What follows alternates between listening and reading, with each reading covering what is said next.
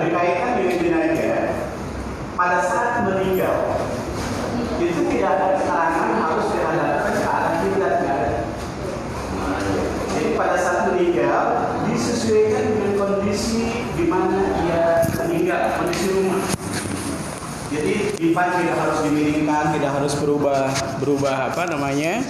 berubah posisi, tidak ada. Tetapi yang dirubah itu posisinya pada saat menyolatkan, ya. Jadi jangan sampai di masyarakat dipaksakan berubah posisinya, padahal kondisi rumahnya tidak memungkinkan, gitu ya. Jangan dipaksakan. Yang harus dirubah posisi pada saat nanti menyolatkan, pada saat posisi setelah meninggal, sebelum dimandikan dan setelah dimandikan, sebelum dikapankan dan setelah dikapankan, kemana saja menghadap itu dipersilahkan. Oke.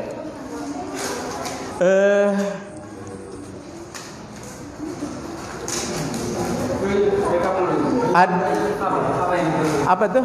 Kain kapan sama gunting? Oh, sudah dipotong? Oh gitu ya.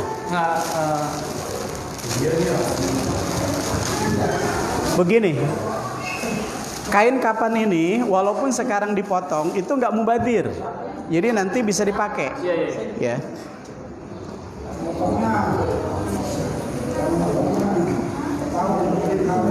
Wah, ini jenis.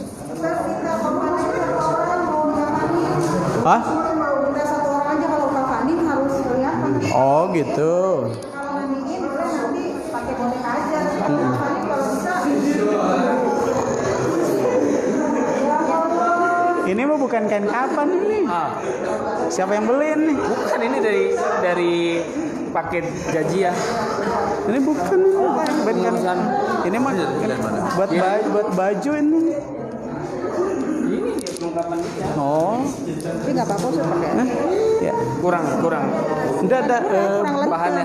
Kurang lentur, ini kebagusan. Jadi ini kebagusan. Itu susah hancurnya ya. Susah ini. Kan dapat bantuan. Kadang-kadang buat demo doang, Tat.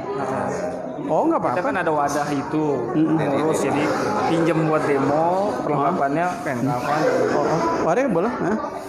Untuk itu doang. Tapi nggak Pak, kalau ini saya potong-potong, jadi tetap nanti berfungsi, bisa dipakai. Ya. Berarti ini korbannya laki-laki ya? Berarti ini laki-laki. Bisa dua nanti. Bisa dua. Jadi laki-laki dulu kemudian wanita. Ya. Jenis kain kapan itu ada yang 90, ada yang 110, yang baik itu yang 110. Di samping juga lebarnya beda, jenis kainnya juga beda. Tapi kalau ini untuk gamis ini, jadi bukan kain kapan umum. Ada siapa? Dede, sini deh. No, bukan. Megang aja, megang. Jangan malu sama camat. Nah, ada untuk mengukur ini, tarik ke depan deh, ke belakang sana. Kisaran 25 cm dari kaki. No, dari kaki. 25 sampai 30. Nah, jadi dari oke. Sudah ada kisaran berapa? 1 jengkal selebih setengah lah, 25 cm. Udah 25? Udah. 25 sampai 30 cm ya. Oke. Anak guntingnya bisa digunting.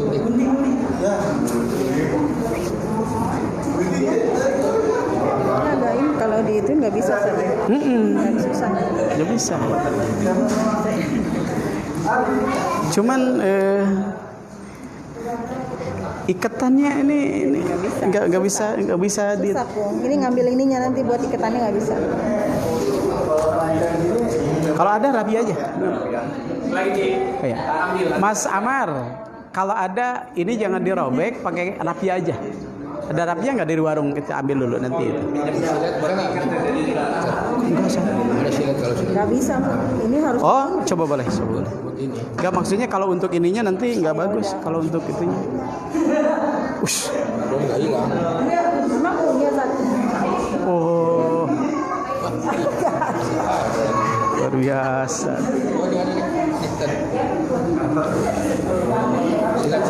Silet. Oh. Luar biasa. Ini benda tajam. Kalau Rasa aja. kalau jawara boleh, sah-sah aja. Coba Aja. satu, Dipegang. siap. Tuh. Nggak bisa. Nggak bisa.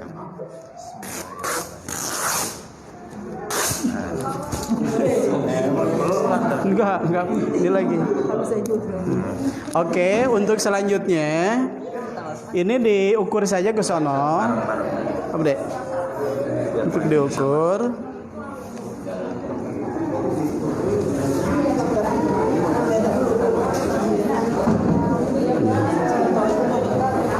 No, atasnya aja. Ditarik deh sama. Tarik biar sama. Tarik sama. Oke. Nah. Lepas deh. Tarik. Oke, satu lagi.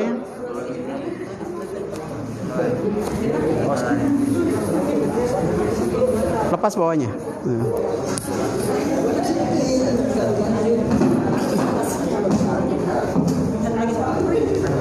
Oke.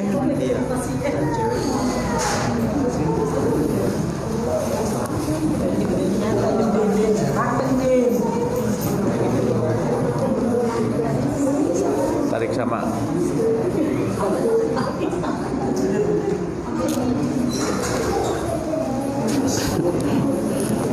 Kurang aja.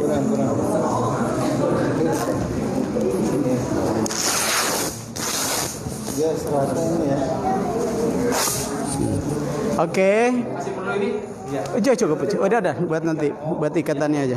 Nah, ini untuk laki-laki ya. Nah, untuk wanita tambah satu, maaf. Untuk wanita, ini sekaligus potongannya untuk wanita juga, tetapi prakteknya nanti 2 kali. Mau dipotong juga sama jilbabnya. Iya, betul. Oke, tarik deh. Ya, pas sudah sama.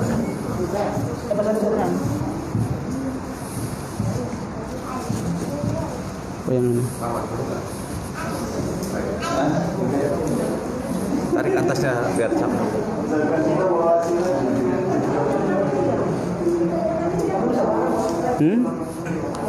Tos. Oke. Sip. Apa tuh? Kenapa tuh? Oh, segini lagi ya? Iya. Oh. Nggak bisa Ustaz. Udah enggak apa-apa. Ini kalaupun dibagi 2 ini kan kainnya belum. Kain Iya. sama baju doang.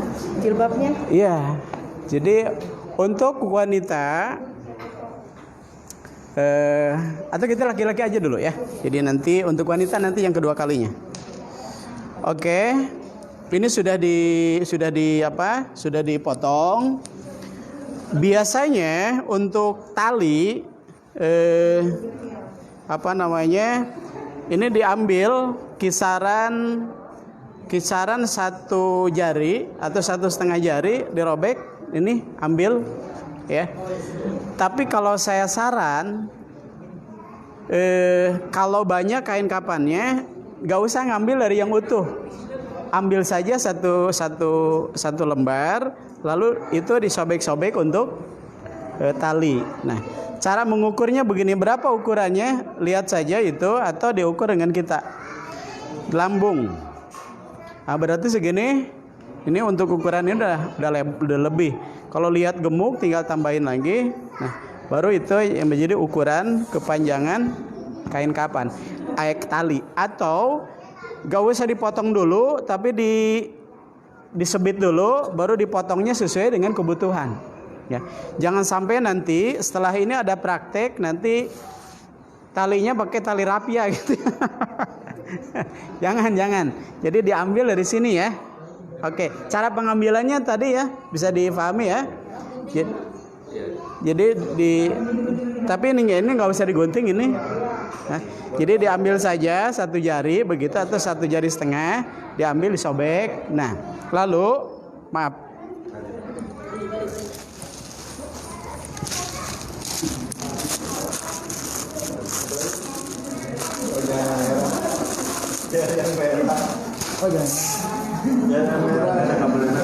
Nah,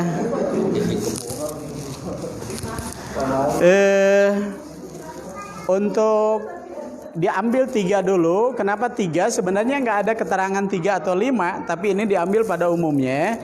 Ini untuk apa namanya? Untuk tiker.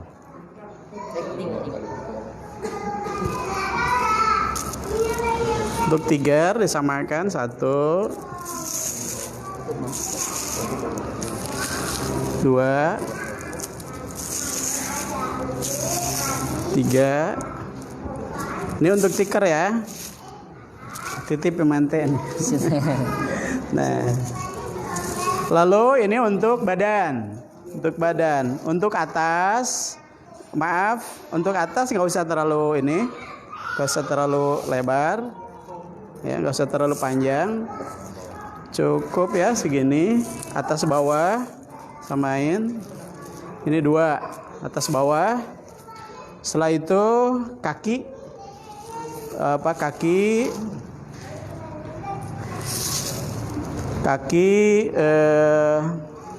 yang nggak terlalu panjang juga, disesuaikan dengan kondisi tubuhnya. Berarti 4. Kemudian yang berikut dada. Kalau dada biasa, maaf ya, lebar, tetapi tergantung kondisi mayatnya. Jadi cukup 4 nih. 5, satu lagi Jang. Satu lagi. Ini untuk apa? Kaki. Ah gitu. Jadi yang panjang itu untuk dada. Oke, sudah cukup. Kita langsung praktek ilustrasi tiker. Ada nggak kainnya begini? Untuk ilustrasi aja. Kainnya ada 2 nggak? Kayaknya. Nggak ada lagi ya? Atau gini aja, nih yang tadi tuh, yang nggak dipakai. Udah ini aja sih, kain ini Hah? aja dipakai. Buat atasnya nanti. Oh ini boleh. Iya, kain ini aja. Oke, sebentar.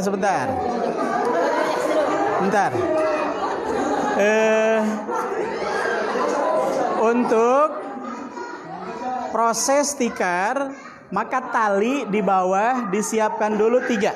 Tali 3 deh. 3. Oke, 1, 2, oke, 3, ya. Nah, kemudian baru di atasnya disimpan, diletakkan tikar. Ilustrasinya ada tikar. Ade, cepet deh. Nah, tikar. Oke.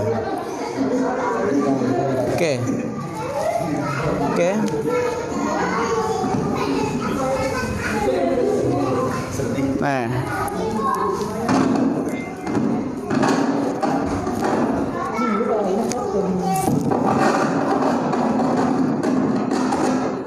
ini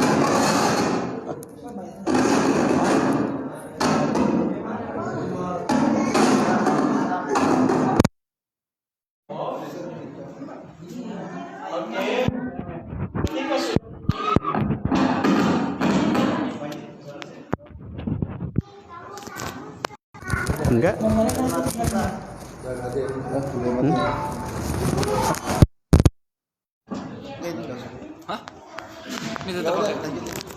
Oke. Lalu jika sudah seperti ini, maaf, kayak itu. Aku lupa tadi.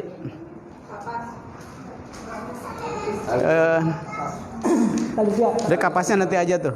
Kapasnya nanti aja. Setelah ini kemudian disiapkan kain, tali. Kita arah kepalanya ke sana ya. Ini tali bagian kepala.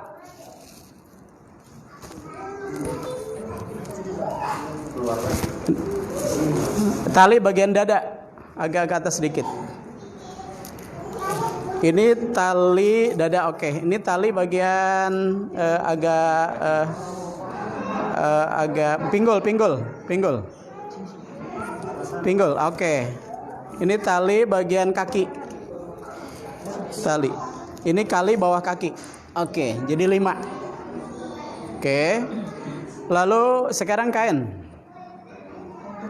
Kain yang 3 tadi, yang 3.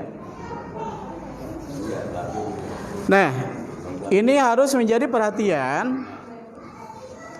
Kalau secara kebetulan kita mendapatkan kain kapan yang kurang lebar, maka posisinya dimiringkan.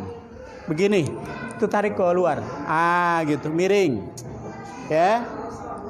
Jadi misalnya kita menemukan yang 90 cm nih, mayatnya besar. Ini dimiringkan. Yang ini juga miring ke sini. Ya. Nah, tidak nyilang. Tetapi karena ini kondisinya besar, maka sudah cukup memadai, ini lurus saja. Lurus, 3-3-nya lurus. Jadi kalau pendek, yang pertamanya miring. Oke. Iya, Oke. Kurang lebar. Kalau kita menemukan kain kapan yang tipe yang kurang lebar, maka posisi pertama miring ke arah kanan.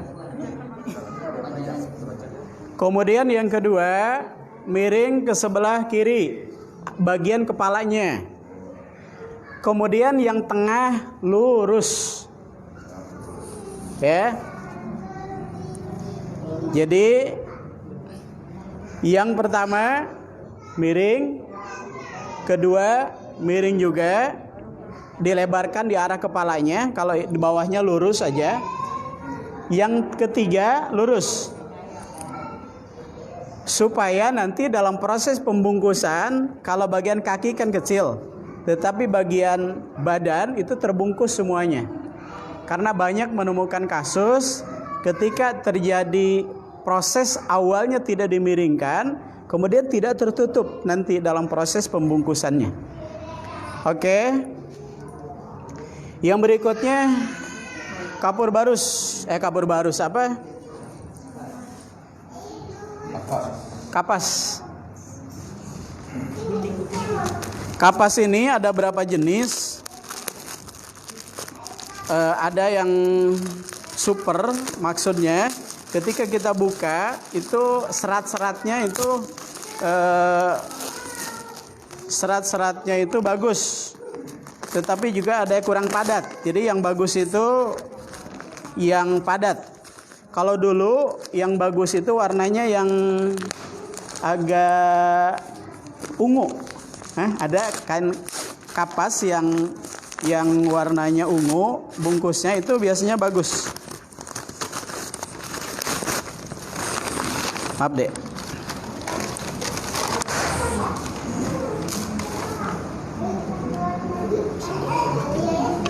Nah ini bagus juga.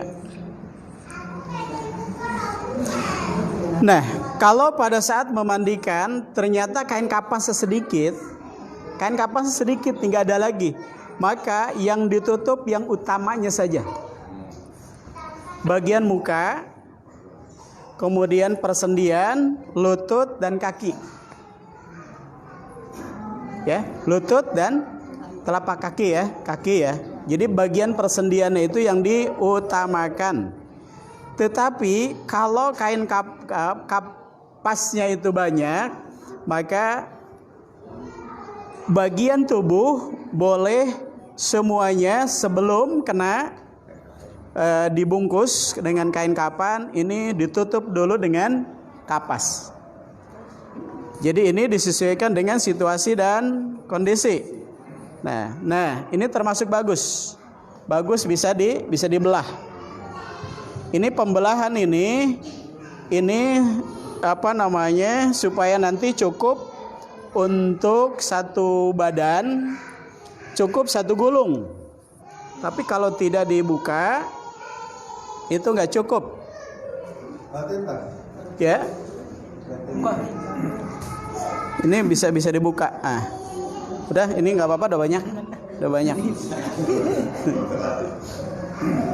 banyak.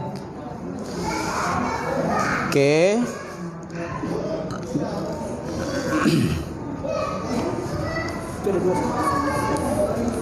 Dua ya. Oke, nah ini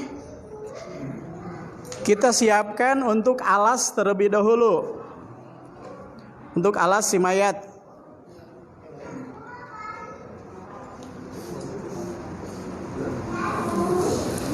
Ini kita bagi. Oh ya. Oke.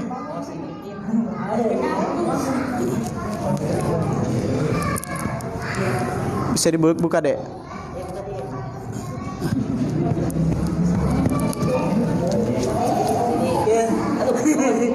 Belum profesional tuh. Belum mendapat sertifikat dari MUIN. Oke. Nah, ini berkaitan dengan apa namanya alas ini disesuaikan dengan kondisi mayat. Ya, kira-kira mayatnya sebesar apa? Nah, ini kan sudah diukur dengan apa? Kapas. Nah, lalu Dek minta ini yang sudah disobek. Ini. Nah, kita siapkan inti untuk arah kepala.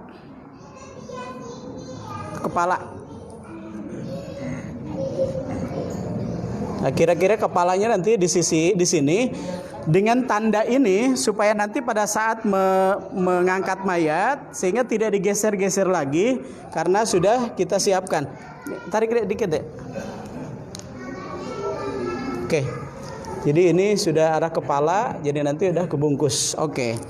Nah, setelah itu tidak ada keterangan sebenarnya ini harus ditabur dengan kapur barus. Di kain kapan itu nggak ada. Cuman ini kebiasaan sebagai pengharum saja. Nih pakai kapur barus dan di pasaran itu bahkan sudah suka pakai cendana. Tapi saya secara pribadi ini bukan keterangan. Saya secara pribadi di lapangan tidak biasa pakai cendana. Kenapa? Karena malah kelihatannya kotor ininya. Kayak bumbu gitu. Nah, maka oleh karena itu saya suka tabur kapur barus. Oke. Jika kita menyelenggarakan pemandian, pemakaman, pengkapanan di tempat yang luas, udah biarin saja seperti ini. Tetapi kalau di ruang sempit, kita boleh tutup dulu. Tutup dulu. Tutup dulu. Semuanya tarik. Tutup dulu. Nah, kemudian dilipat. Kalau ini menjadi jalan untuk lalu lalang. Tetapi kalau tidak, udah dibiarkan saja. Nah, kecuali nanti dalam proses untuk meletakkan supaya tidak diinjak, maka dilipat sedikit. Dilipat sedikit. Buka-buka deh. Oke, dilipat sedikit supaya tidak keinjak. Jadi nanti mayat posisinya di tengah. Nggak keinjak gitu. Jadi kain kapannya tidak diinjak. Tapi kalau mengantisipasi supaya tidak kotor. Oke, persiapan ini cukup ya. Nah, lalu saya sampaikan pada saat akan memandikan diusahakan ada bagian yang kita ambil, kita bawa. Buat apa fungsinya? Nanti dalam proses memandikan nanti ada bagian-bagian organ tubuh yang mungkin harus ditutup. Misalkan hidung atau bagian tertentu, apalagi nanti kalau ada luka, dipastikan dulu lukanya seperti apa. Kalau ini luka bermasalah, misalkan bekas kecelakaan atau apa, maka dibalut terlebih dahulu pakai kasak, pakai apa namanya? Pakai pembalut yang biasa dari rumah sakit itu. Ya. Jadi itu dulu dan itu tidak harus dibuka, nggak apa-apa. Nah, tetapi nanti lihat memungkinkannya apakah pakai langsung pembalut itu, apakah kemudian pakai kapas, itu dilihat saja kondisinya, ya. Saya pikir itu. Nah, lalu yang berikut kita cara memandikan.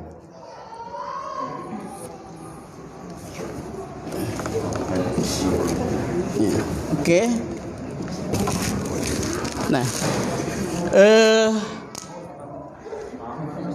ini alat bantu untuk memandikan. Ya silahkan saja sebenarnya mau pakai ini atau tidak. Tetapi jika dikhawatirkan kondisi si mayat itu menderita sesuatu yang ada penularan secara medis lewat persentuhan kulit, maka ini lebih baik dipakai. Tetapi kalau dipastikan misalkan nggak ada gitu ya, itu nggak masalah, langsung saja. Nah, dua-duanya kita pakai. Tapi cuma satu ya.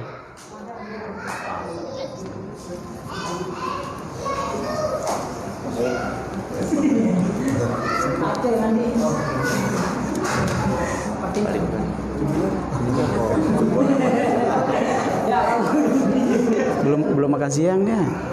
Susah membedakan jempol dan kelingking. Ini di kandang seputar. Oke. Biasa. Oh. Mata? Iya diambil. Oh iya. Bukan bahasa.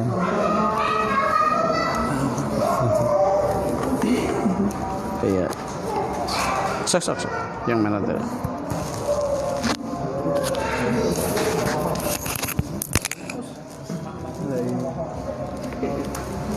Oke.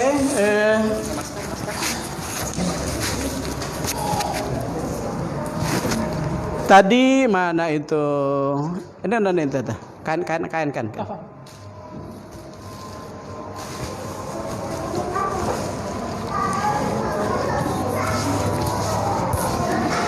Nah, ini mayat harus dijaga kehormatannya sehingga tidak boleh terbuka. Tidak boleh terbuka, tetapi harus dalam keadaan tertutup, ya. Nanti pada saat sebelum memandikan, nah ini pastikan pas kita buka. Kalau dari rumah sakit biasanya ini diikat, diambil ikatannya, semuanya dibuka. Nah, ya dibuka. Kalau kebetulan pada saat meninggal ini pakai pakaian luar, pakaian dalam dilepas. Kalau pakaiannya model begini, kaos misalnya atau apa tidak bisa dilepas, maka digunting. Bagaimana proses pengguntingannya? Dari sini. Ya, sini, kemudian ini samping, tinggal diambil. Selesai kan? Untuk yang bawah diangkat sedikit baru ditarik sini. Selesai ya? Selesai. Lalu pada saat memandikan, ini posisi inilah yang harus dalam keadaan tertutup. Karena bagi wanita di bagian ini atau yang utama seperti ini, atau juga kalau dipandang untuk wanita yang memandikan itu enggak masalah, maka ininya saja. Walaupun seluruh tubuh aurat secara umum adalah, seluruh tubuh wanita secara umum adalah aurat, tetapi bagi kaum wanita sendiri maka wilayah inilah yang tidak boleh dibuka. Oke, cukup. Nah, lalu setelah itu kita mulai memandikan. Tadi dikatakan dimulai dari arah kanan. Ketika disebutkan dari arah kanan, ini proses memandikan, tetapi sebelum mandi ada proses pembersihan. Maka menurut hemat saya dicebokan apa dia? Dicebokin ya, cebokin terlebih dahulu gitu. Karena dia nggak bisa cebok sendiri.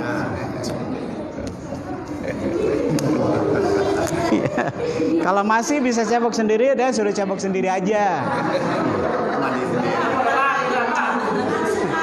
Nah, lalu bagaimana posisi? Posisi kita ada di sebelah sana. Kenapa? Karena kalau posisi begini, nyebokinnya pakai gini, posisi nggak enak. Walaupun nyebok diri sendiri kan pakai tangan kiri.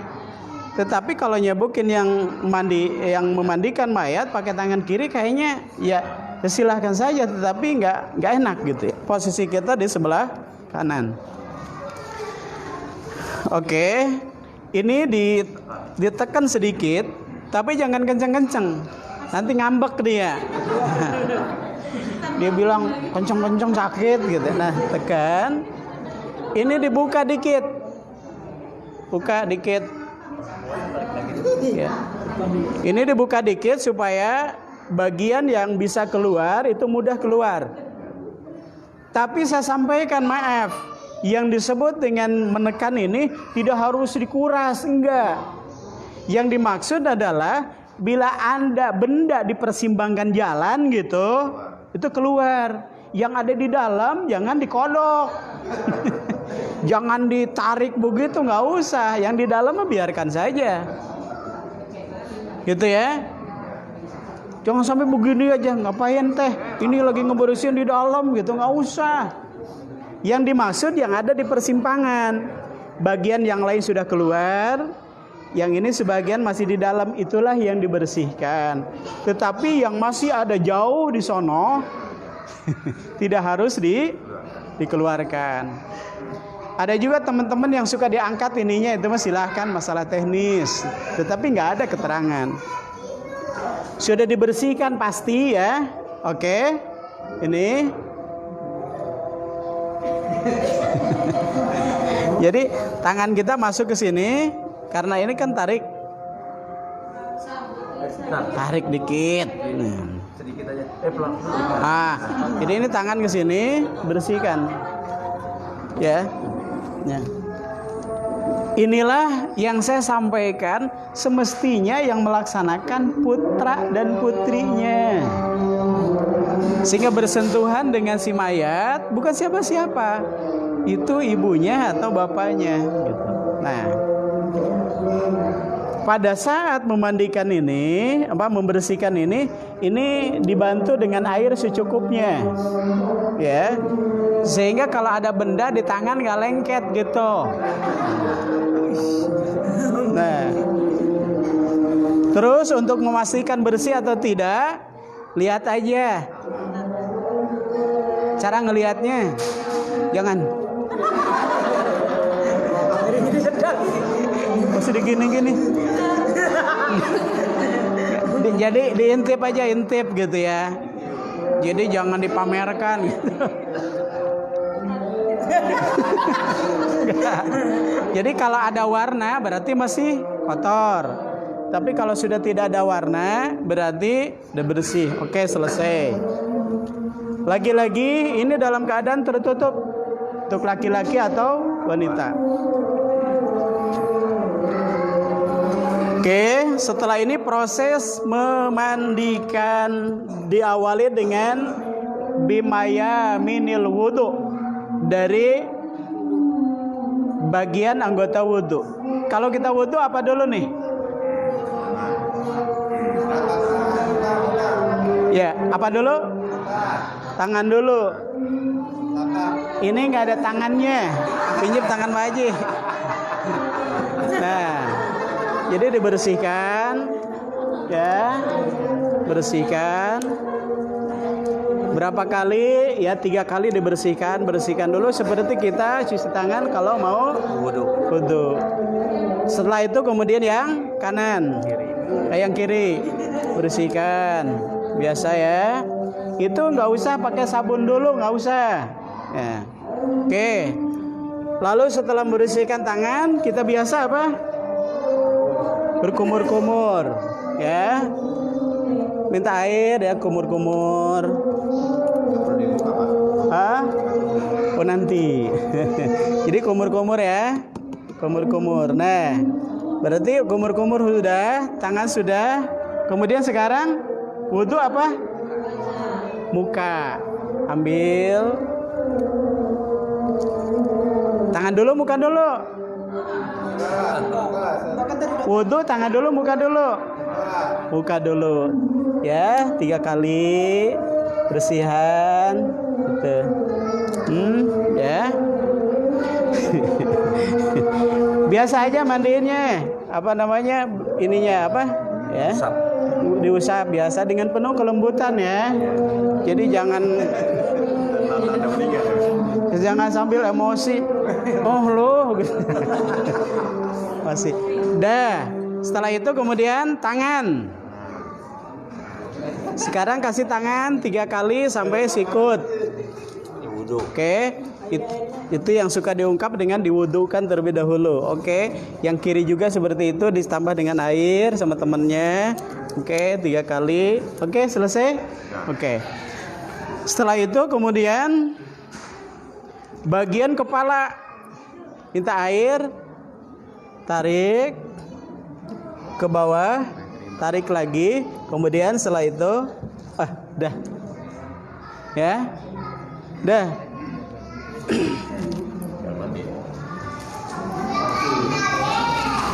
Tas. Kemudian setelah itu kaki kanan. Pada saat memandikan mayat, terkadang susah menentukan mana kanan mana kiri ya. Berlawanan. Ini kanan berarti ini dia. Nah, jadi ini bersihkan 3 kali air. Udah. Nah, kemudian setelah itu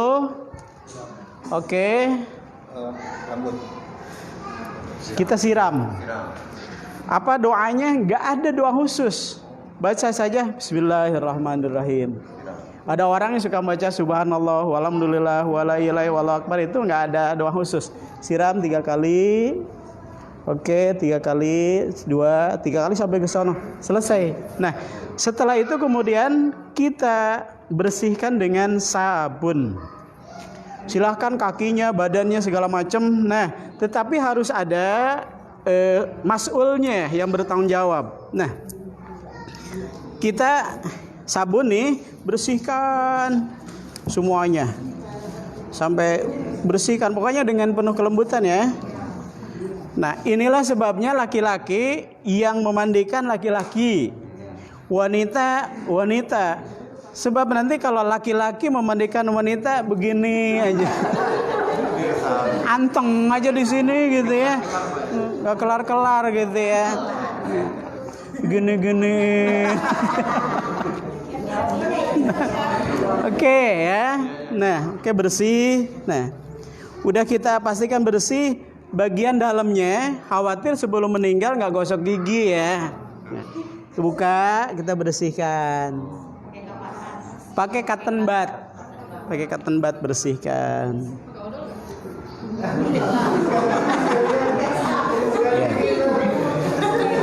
Pakai siwak. Pokoknya bersihkan sehingga bagian yang kotor di mulut itu terbersihkan. Nah, bagaimana kalau giginya sudah nggak ada? Yang meninggal nenek-nenek dan kakek-kakek gitu ya, tinggal dibersihkan gusinya gitu.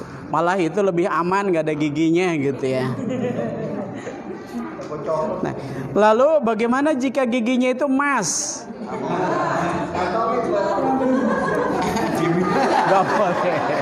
Gak boleh. Giginya emas, maka ini harus dimusyawarahkan dengan keluarga. Jika bisa dicopot, copot. Kalau tidak bisa dicopot, malah merusak organ tubuh si mayat, sudah dibiarkan saja. Tetapi, nah idealnya kalau memang masih bisa ini sebelum meninggal, ya dicopot dulu. Ya mayatnya bilang besok saya meninggal, dicopot dulu gitu.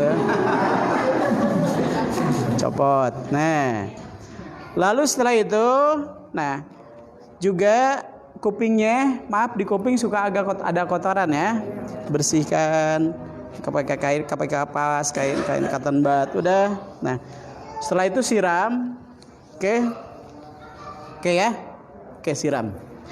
Lalu kita mandikan bagian ini semuanya organ tubuh. Nah, ini kan terhalang dengan tangan, maka tangan kita masuk ke ketiaknya, ya.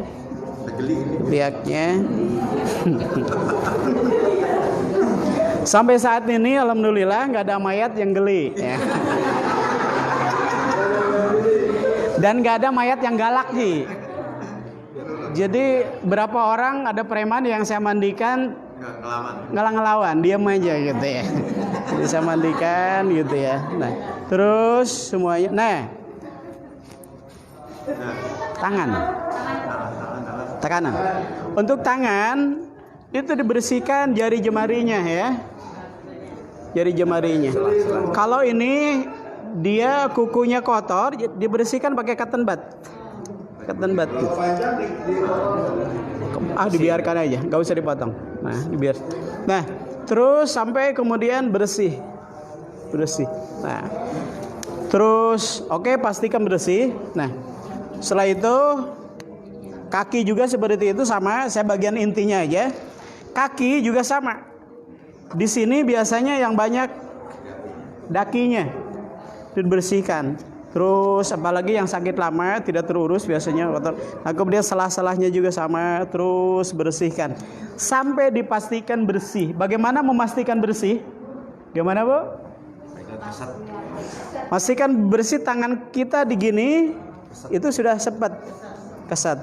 Nah, itu terus lulur sampai ke sono. Nah, lalu bagian belakang yang belum tersentuh boleh dimiringkan.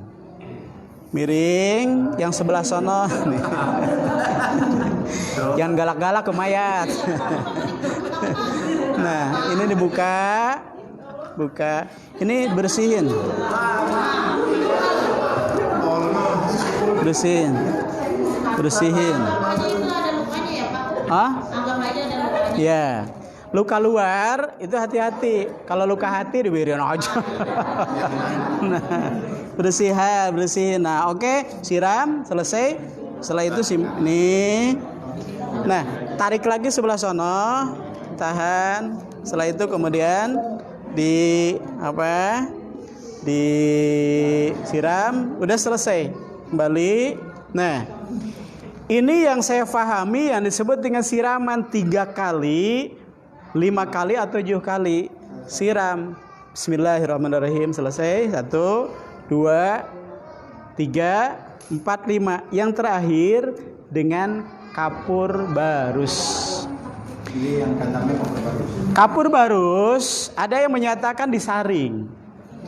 Tapi kalau saya enggak. Kenapa? Karena kapur barus itu susah untuk larut.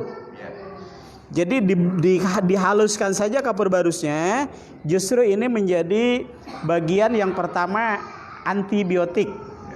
Yang kedua sebagai pengawetan, yang berikut juga untuk pengharum. Jadi pada saat ditabur dengan kapur baru, air kapur barus, maka air itu biasanya cepat turun. Kemudian setelah itu kasih handuk. Nah, anduk. Nah, bagian-bagian yang terlalu menumpuk kapur barus di mata misalkan itu dibersihkan sehingga tidak terlalu kayak bedak bekasnya gitu. Oke, seperti itu. Udah selesai. Setelah memandikan, maaf, ini ganti posisinya. Ini ditutup, ini tarik ke pinggir. Selesai. Ini diganti dengan kain kapan. Oke. Kita ilustrasi. Nah, ini selesai pemandian. Ada yang bertanyakan? Jadi kalau kuku nggak usah dipotongin. Oh, enggak ada keterangan dipotong. Kuku, rambut gitu. Enggak ada.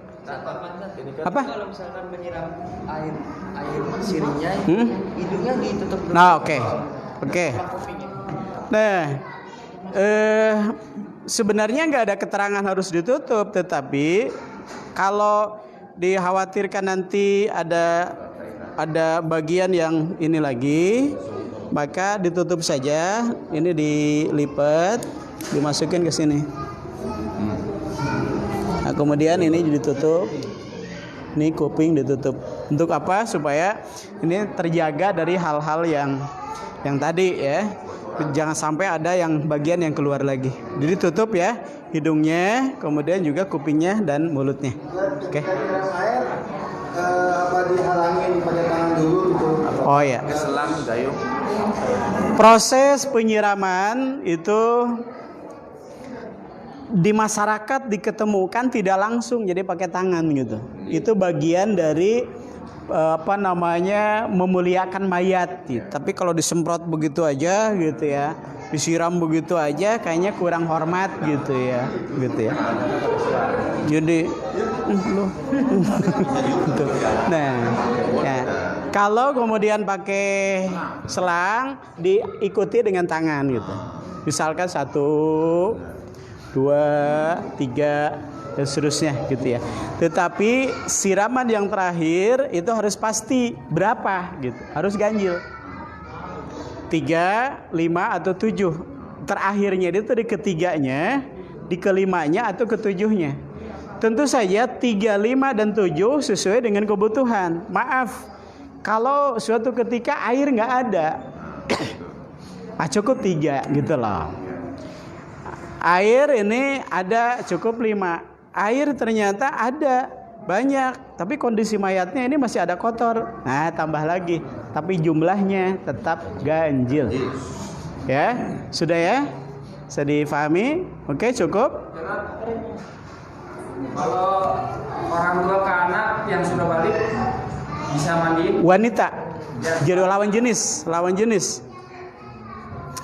Jadi dalam hal ini yang diketemukan keterangan adalah suami istri.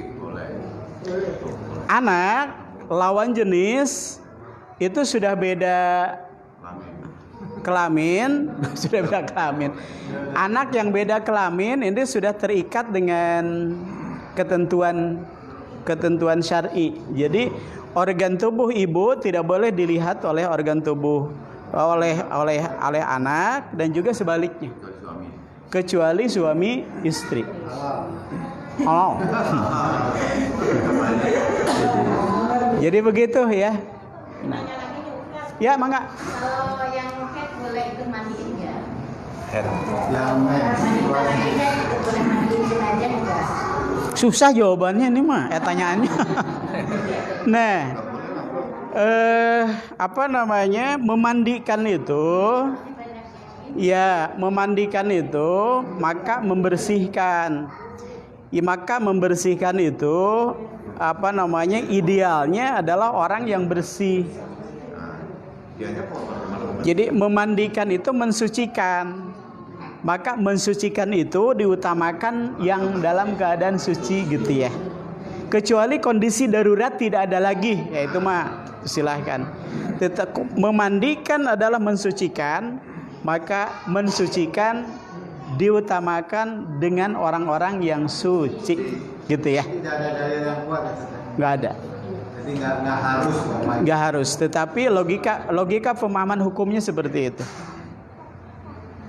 Ya. Kalau lagi junub misalnya, Mandi. mandi dulu berarti. Lagi junub. Anjir.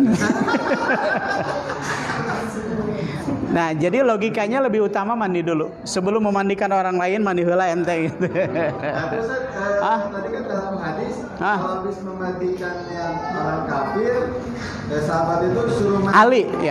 Ali itu setelah menyelenggarakan jenazah ayahandanya disuruh mandi oleh Rasul. Ini menjadi keterangan umum bahwa setelah orang menyelenggarakan jenazah maka disunahkan untuk mandi. Mau yang muslim, kalau kafir makan ini ya di luar itu. Pokoknya menyelenggarakan, misalkan gini, di rumah sakit kan proses bersentuhan dengan jenazah tidak semuanya muslim.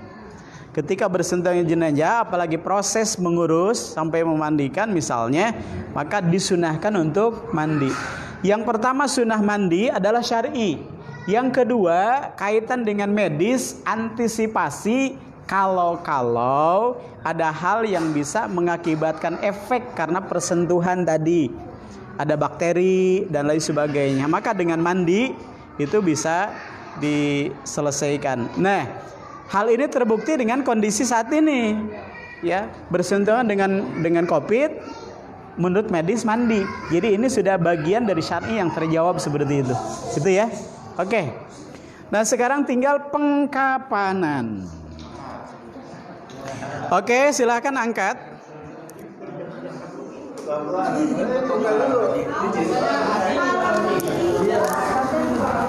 Oke, angkat.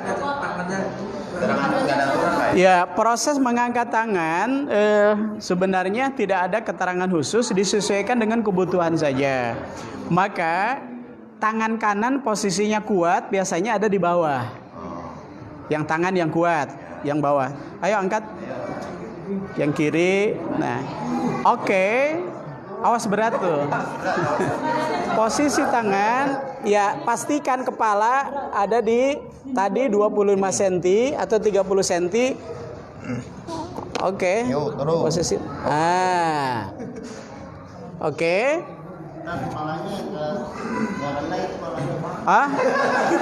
Bandel ya. Oke. Nah, setelah ini kita dari awal dari sini kita ambil ini kapasnya banyak. Kita ambil untuk sini. Jangan dibuka dulu.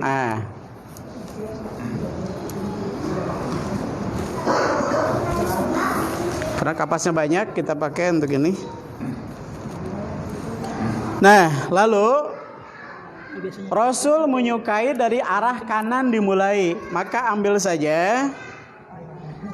Ambil kain yang pertama dari arah kanan. Kanan, tarik ke sini. Ada? Oh, belum nanti. Oke. Nah, ini maaf Pak kalau gitu. Ini posisi di sini aja. Di situ, oke. Ini sampai ke lutut dulu. Ke lutut pastikan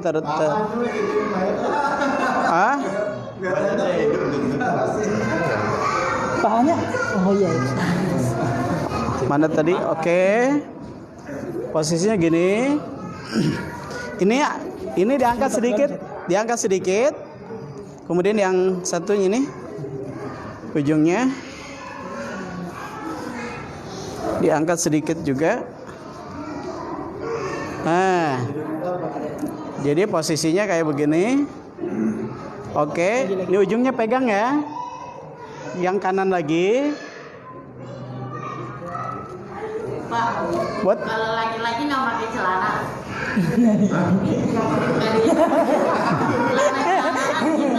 Jawab Pak, jawab. ingat ke celana dia.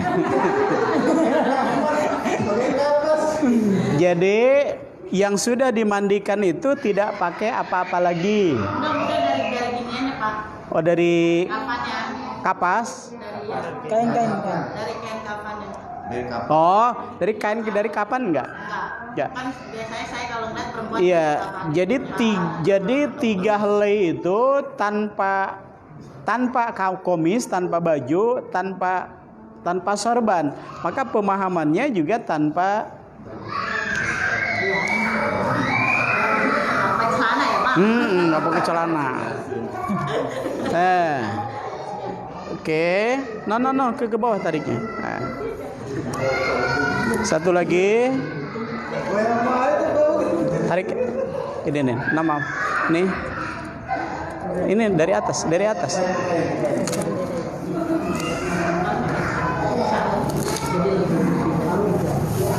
Oke.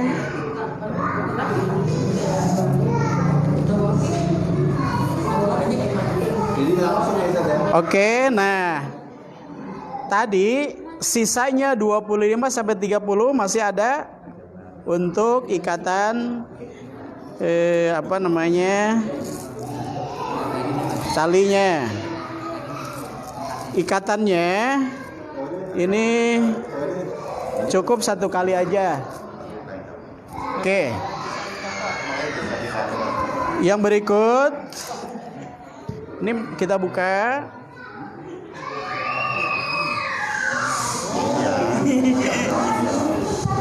Oh iya, ini benar Pak, salut Pak. Kirain yang dari kepala. Nah, ini Neng tadi bagian tertentunya kita tutup dulu pakai kapas gitu. Gak boleh. Cara perempuan. Jadi kapas. Jadi nggak ada keterangan pakai dibuat celana dari apa? Dalam. Tutup aja dengan kapas. Oke. Buka ini semuanya. Nggak ada, saya baca nggak ada. Iya. Nanti kita praktekkan. Itu budaya di masyarakat. Buka. Nah, ini taruh sampai di sini. Nah, kemudian ini tangan. Kalau masih ada ini cukup, ini Siku. ya. Tangannya ini sampai ke sini. Nah, ini sisakan kain kapas untuk muka. Untuk muka. Oke, yang tadi kain pertama tarik. Ya. Oke, kalau gitu saya langsung dari atas saja. Terus, Kan udah kabur baru. nanti bangin. Nah, ini tutup mukanya, ya. Kita ambil kain pertama. Helm. Lurus. Kain pertama. Kain kedua. Kain kedua. Kanan semua ya. Ya. Kain ketiga. Ini lagi bagus ya? Enggak. Siapa dia? Kain ketiga. Nah, ini ikat. Beneran ini. Lalu pastikan pada saat mengikat, ini satu, Kiri atau sebelah dua, maka posisi ikatan ada di sini. lutut ya? Enggak, sebelah ininya biar gampang ditarik. Ya. Kanan ya, nanti dia kiri. Sebelah kanan. Ya. Nanti dia kanan tuh mana? Oh ini Sebelah kiri. kanan. Kan miringnya. Nah, kanannya nanti ada di ya. Dia baratnya kanan, dia di Ya. bawah. Ya, dia berarti ada sini, Sebelah kiri. ya kan? Di bawah lutut ya, Pak? Di lututnya nggak apa-apa. Oh, di Di lutut. Nah ini di pas pinggul Pinggul. atau pas di atas pinggul. Pas apa namanya ini nih? Ini tangan. Ini. Siku ya, Pak ya? Itu di bawah sikut supaya tangannya nggak turun. Nah, enggak. Ini di bawah sikut nih Tariknya gampang. supaya Nggak turun. nggak turun. Nggak gerak. Ya, supaya tangannya nggak gerak. Oke, cukup. Nah, posisi ini semuanya ada di sini. Termasuk ini salah nih. Tadi pindahin ke sini dikit. Nah, oke. Setelah itu selesai, kemudian, oke. Nah itu tuh pakai tikar.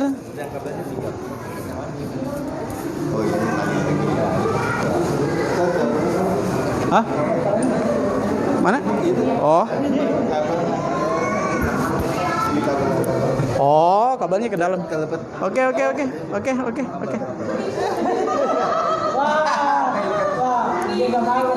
Oh, karaokean di kuburan ya. Oke, nah. Ini ikat. Ini tikar kan di sini ikatnya. Enggak di sini. Ini aja. Ini aja. Diikat aja ikat. Ikat 3. Nanti dibuka. Di sebelum turun di kuburan dibuka. No, di sebelah sini aja nggak ada, nggak apa-apa. Agak ke dalam, agak ke sini. Nggak apa-apa. Gitu.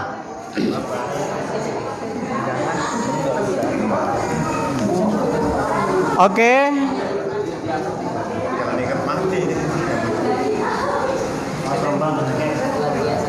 Ini untuk laki-laki, untuk wanita saya ilustrasikan saja. Maaf, kain kapan?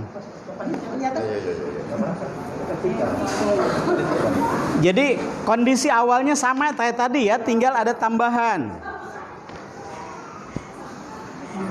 Karena ini nggak dipotong. Tambahan untuk wanita, 1 untuk bawah. Kain. 1. Yang kedua ditambah untuk, kayaknya nggak ditemukan cabut tuh. Untuk gamis, untuk baju kurung bisa bikin baju kurung kan biasa kan? Baju kurung. Dan yang ketiga untuk jilbab. Posisi jilbab itu tahu kan? Posisinya nyilang. Posisinya untuk jilbab begini. Maaf. Nah, posisinya gini ya. Nah, posisinya gini. Nah, jadi proses awalnya sama ya. Berarti untuk wanita 1 kain panjang, 2 kain panjang, 3 ini, kemudian 4 baju, 5 kudungan, 5 kudungan ya. Lalu pembuatan ininya untuk bajunya udah ngerti kan? Tinggal gunting ini ya. Nanti masukin kepalanya di situ, ini tinggal lipat begini. Oke, bisa paham ya? Nah, untuk wanita bedanya hanya tambahan 3 itu aja. Kain panjangnya 2, androknya 1, 3, baju kurungnya 4, lalu jilbabnya 3. Proses penjilbaban, saya pikir udah paham semuanya. Ya. Oke. Mayatnya digeser ke sini deh. Iya. Turun. Ya. Finishing untuk wanita bawahnya sama kan? Tinggal untuk kainnya biasa. Gitu kan? Ya. Udah ya, udah selesai. Berarti untuk wanita hanya tambahannya itu aja. Oke, cukup? Muka tetap ditutup, Ustaz. Pada saat dikuburkan itu muka tetap ditutup. Di jilbabnya ini mukanya. Oh, enggak terbuka. Kan ini terbolong nanti. Gitu. Iya. Kayak jilbab biasa. Iya, ya kayak jilbab biasa. Oh, jadi poncongnya di sini. Iya. Oh, enggak kan ini mah. Oh, ini ada. Iya, oke. Ibu sudah paham kan ya? Oke. Kita langsung menyolatkan karena waktunya sangat terbatas. D posisinya ke arah kiblat. Sholat, iya. Ada aturan di kanan di kiri apa gimana? Paranya sebelah timur. Kanan berarti. Ke sana. Balik. Iya. Pelan-pelan. Awas.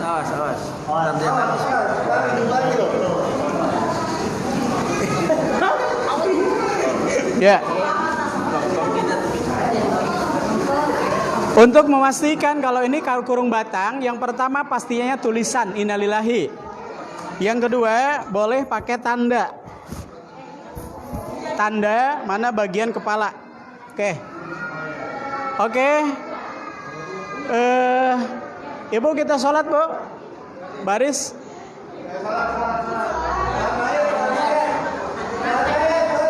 Oke, kita langsung sholat praktek. Ayo, Dek. Ibu baris saja, Bu. Baris, nggak apa-apa. Baris. Untuk posisi imam laki-laki, maka posisinya ada di arah kepala. Posisi imam bagi mayatnya wanita ada di tengah-tengah. Kondisi sejajar dengan perut, ya. Jadi imam bagi mayatnya wanita, posisi kita sejajar dengan perut. Bila mayatnya laki-laki sejajar dengan kepala. Kenapa seperti itu? Dari sononya. Keterangannya begitu. Oke. Pada saat melaksanakan sholat tanpa azan, tanpa qomat, walaupun kopit. Kemarin kan ada kopit, ada azan, ada qomat ya. Ada ruku juga. Ini walalam dari mana itu? Nah, jadi kita takbir langsung, semuanya sudah siap. Allahu Akbar. Takbir semuanya. Diawali dengan ta'awud sama-sama. A'udzubillahi minasyaitonirrajim. Bismillahirrahmanirrahim. Alhamdulillahi rabbil alamin. Arrahmanirrahim. Maliki yaumiddin. Iyyaka na'budu wa iyyaka nasta'in. Ihdinas siratal mustaqim. Siratal ladzina an'amta 'alaihim ghairil maghdubi 'alaihim waladdallin. Bagi yang cukup sampai di situ, takbir pertama cukup. Bagi yang mau ditambah dengan salawat, tambah dengan salawat.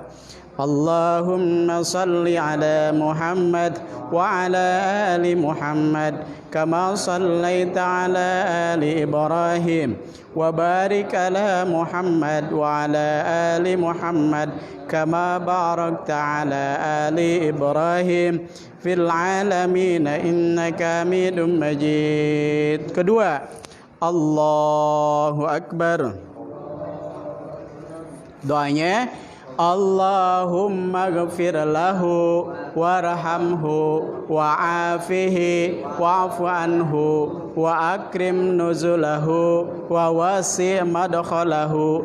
Bila sampai di situ cukup. Tetapi kalau mau ditambahkan Allahumma, baca Allahumma abdilhu daran khairan min darihi wa ahlan khairan min ahlihi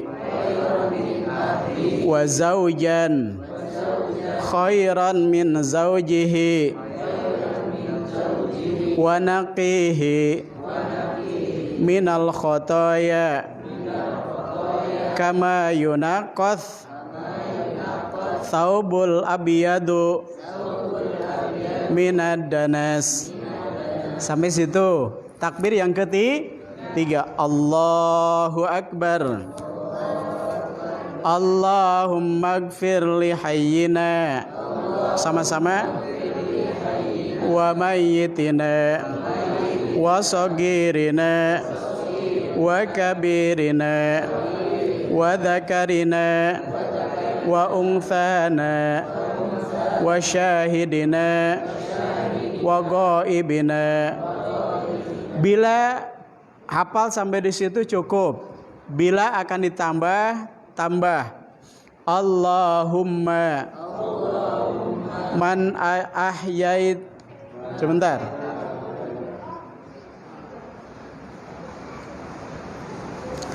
Allahumma pilih hayyina wa antina sugirina wa kabirina wa dzakarina wa thana wa syahidina wa Allahumma man ahyait. Kok jadi lupa. Wa mayyitina wa sugirina wa kabirina wa dzakarina wa thana wa syahidina wa Allahumma man ahyait. Sebentar. Man ahyait. Ya. Allahumma man ahyaitahu minna fa ahyihi alal Islam wa man tawaffaitahu minna fatawaffahu alal iman. Allahumma la tahrimna ajrahu. Ujungnya ada macam-macam. Ada Allahumma apa tadi? Allahumma la tahrimna ajrahu wa la taftinna ba'dahu. Ada. Kemudian ada juga apa tadi? Wala tudillana ba'dahu. Silahkan, itu jangan jadi konflik. Silahkan mana yang diambil. Kita ulangi. Allahumma man ahyaitahu minna fa ahyihi 'alal Islam wa man tawaffaitahu minna fatawaffahu 'alal iman. Allahumma la tahrimna ajrahu wa la taftinna ba'dahu. Takbir yang keempat, Allahu Akbar. Allahumma gfir li hayyina. Maaf, Allahumma anta rabbuha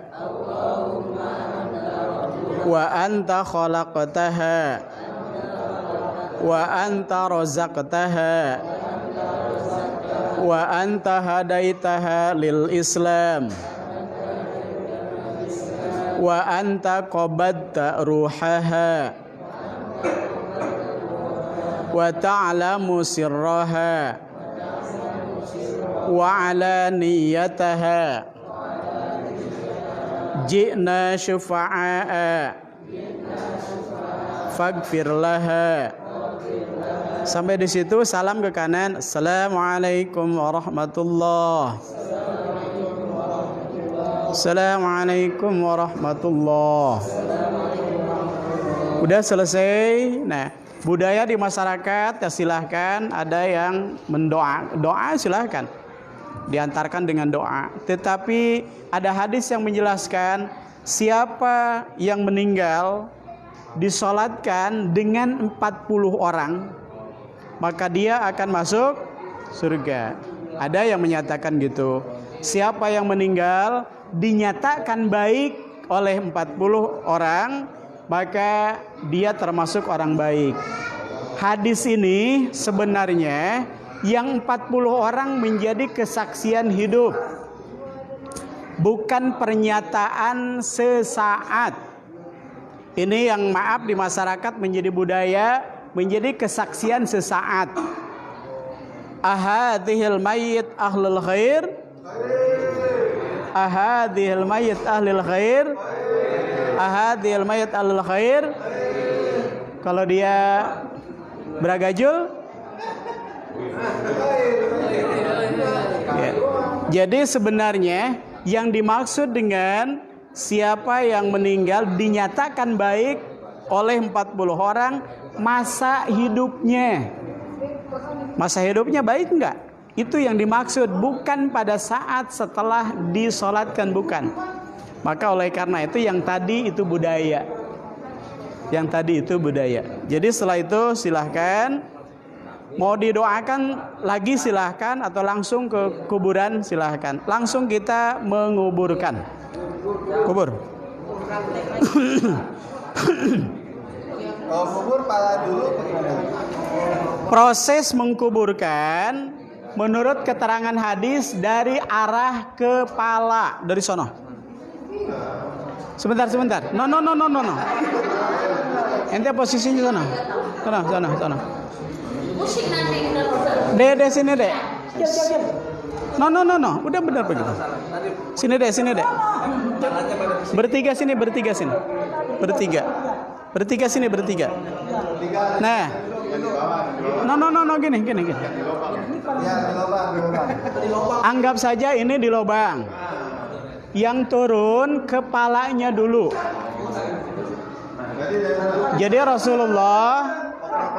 Jadi Rasul menjelaskan pada saat menurunkan mayat dari arah kepala, berarti kepalanya dulu. Ente ada di kuburan, ini dari atas. Ini di bawah sih. Ente ilustrasi di atas. Ini ambil. No. Ente di atas. Ini bawah. Ente ke sini. Nah, tarik sini. Terus. Nah, ini posisinya begini. Nah, oke, sono dikit. Turun, nanti dengkulnya ke sini semuanya. Lihat, nih, terus. Dengkulnya ke sini arah ini. Gini nih dengkulnya nih. Iya. Dengkul. Nah. Dah. Itu kemudian nanti dulu. Ini dibuka ininya. Ini diambil ininya tadi. Ini anggapnya tikar kali, Pak. Ya. Ini diambil tikernya dulu dari atas. Ambil ini. Tikar nah, kain. Ini dibuka ininya. Ini diambil dulu. Oke, dibuka. Buka tali. Buka. Talinya copot. Sampai copot apa biar Dibuka aja. Ditarik. Oke, nah. Buka. ininya nggak dibuka. Jadi wajah tidak ada keterangan dibuka, ini harus dilindungi ya. Maka pada saat inilah miring sedikit, tarik ke belakang. Nah, posisinya begini. Nah, pada saat inilah dibaca Bismillahi wa ala millati Rasulillah. Jadi posisinya begini. Kalau posisinya begini, nah bisa. Nah, ini posisinya telungkup begini. Jadi miring sekian derajat gitu. Nah, di sini biasa pakai ganjalan, terus pakai kayu. Masa Pakai kayu. bola-bola itu buat ngeganjel doang? Ganjel doang. Biar nggak balik lagi. Biar nggak. Hah? Kalau muka suka dibuka. Itu teh pemahaman orang yang meninggal itu mencium tanah gitu. Yang dimaksud mencium tanah itu meninggal. Jadi bukan harus dibuka wajahnya. Jadi oleh karena itu pembungkusan ini dalam kerangka melindungi jasad termasuk wajah. Maka ketika disebut mencium tanah maksudnya meninggal gitu. Bukan harus diciumkan gitu. Maka mayat itu dibungkus ini dilindungi termasuk juga bagian muka. Apalagi maaf kalau kita sering ke kuburan terkadang beceknya segini. Ketika di wajah dibuka sudah otomatis ini jadi kayak diceburin gitu. Tapi kalau seandainya dibuka juga nggak apa-apa. Soalnya kan ada yang dibuka, ada yang enggak gitu. Iya, tetapi itu pemahaman di masyarakat. Maka saya lebih memahami bahwa dibungkus itu justru untuk melindungi. Tidak ada keterangan harus dibuka gitu. Ditutup. Cuma tali harus terbuka semua. Tali dibuka semuanya. Oke, cukup ya. Nah, kemudian setelah itu lalu dikasih kepapan kayu dari arah kepala. Setelah itu selesai. Okay. Terus kalau ada kan yang pada pakai kembang-kembang gitu tuh gimana? Itu budaya juga. Sunahnya enggak kan ya? Jadi ceritanya panjang itu. Nanti kita bicara kembang ya. Nah, iya makanya kembang itu. Terus kalau yang papan nisan juga gitu. Jadi bunga itu sebenarnya Yang itu diajarin, dikomatin. jadi pada saat penyelenggaraan jenazah itu begore adzan wala iqomah, tidak ada keterangan adzan, tidak ada qomat. Langsung. Jadi tidak di bab jenazah, coba deh dibuka bab jenazah itu tidak ada adzan, tidak ada qomat. Maka ada adzan, ada qomat itu budaya. Iya, sama kayak gitu yang kembang. Budaya gitu. Termasuk bunga itu budaya. Bunga mitah ya. Oh enggak ada. Enggak bukan mitah ya, jadinya itu hanya Tradisi. Bukan, Bunga jalanin cuman ini kan ya. perhatian kita ya. Jadi enggak ada keterangannya. Bunga itu pengaruh asimilasi dari tetangga sebelah. Jadi bunga itu kisahnya kan ada orang yang mau dinikahkan dengan seorang putri. Sementara dia itu si putri nggak suka dengan raja ini. Pada akhirnya si putri ini bunuh diri. Ketika bunuh diri kemudian dikubur. Nah, sang raja ini suka berkunjung ke situ, bahkan ada yang menyatakan samedi. Maka tumbuhlah tumbuhan lalu berbunga. Dari situlah munculnya sejarah bunga simbol cinta. Berarti kalau misalnya mengubur itu nggak usah pakai rangkaian. Nggak ada. Ya. Maka bunga menjadi simbol cinta. Nanti bila menyatakan cinta maka cukup dengan setangkai bunga. Bagi yang meninggal pakai karangan bunga dan bertabur bunga. Itu budaya dari sebelah. Kalau cinta. Kita kalau misalnya pakai papan nisan, itu memang ada nisan apa? Nisan. Iya. Nisan itu. Jadi nisan itu sebenarnya ada keterangan ditandai dengan batu. Jadi kenapa lebih dengan batu? Karena itu tahan ya cuaca, tahan rusak. Nah, kemudian juga bolehkah dikasih nama? Ini menjadi khilafiyah. Ketika kepentingannya untuk kepentingan perawatan, ziarah supaya tidak ketukar dengan yang lain, itu sah-sah saja pakai nama. Jadi di nisan itu pakai nama. Seperti orang mau ke kuburan nih, ke kuburan kakek ini di mana gitu ya. Jadi boleh jadi karena tidak ditulis di situ yang dijarahi kakek sebelah gitu ya. Padahal yang kita jarahi kakek kita karena tanpa nama, maka kemudian jadi kesalahan. Maka nama di sini hanya kepentingan apa? Ya. Kalau setelah pemakaman kan doa itu wajib. Ya. Jadi Rasulullah menyatakan suatu ketika dalam setelah proses penguburan, istaghfiru li akhikum was'alullaha tathbita fa innahu yusalul an. Jadi Rasul menyatakan suatu ketika setelah menguburkan jenazah sahabat, mohonkan ampun buat dia, mintalah ketetapan, berdoa untuk dia karena sungguhnya sebentar lagi dia akan ditanya gitu. Maka intinya mendoakan bagi orang yang sudah dikubur itu dua. Jadi istaghfiru li akhikum was'alullaha tasbit. Minta kepada Allah ampunan dan minta ketenangan. Maka utamanya kalimat itu. Jadi kalimatnya adalah Allahumma ya muqallibal qulub tsabit qalbahu alal iman. Allahumma ya muqallibal qulub tsabit qalbahu alal Islam. Bila rujukannya ke hadis itu. Tetapi kalau doa secara umum ya disilahkan saja, ya enggak masalah. Ya. Jadi terakhir ucapan terima kasih dan doa itu silahkan aja. Kalau perempuan boleh ngiringin mayat sampai ke kuburan nggak? Kalau perempuan? Makruh. Ada pelarangan dari Rasulullah SAW, tetapi sampai kepada tingkat makruh. Jadi kaum wanita dimakruhkan untuk ke kuburan. Ya. Ya, gitu ya. Cukup? Masih ada?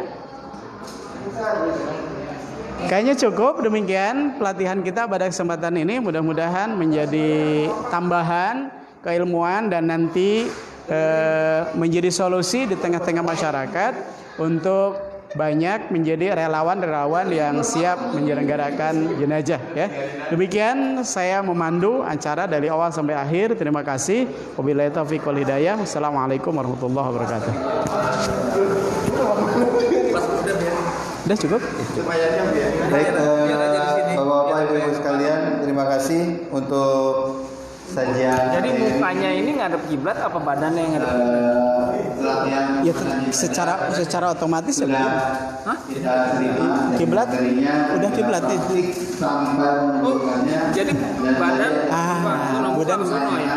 sama. Bukan yang kaki yang sono. Enggak. Jadi modelnya bahan ya, di Facebook baik itu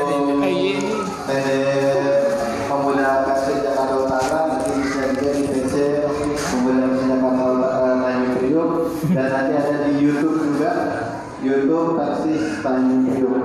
Mungkin itu saja yang dapat kami sampaikan. Lebih kurangnya mohon informasi itu apa yang sebesar-besarnya. Terima kasih atas kehadiran Bapak dan Ibu sekalian. Bila itu kembali kepada Nabi Turbana, akhir dari terima kasih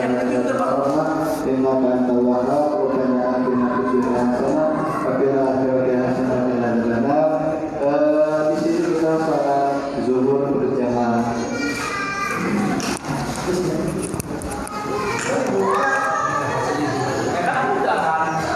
Udahan ngapain bongkar? Ngapain bongkar lu dosa lu? Belum. Kalau cepat sudah mati kok. Sebelum mati. Udah aja ya.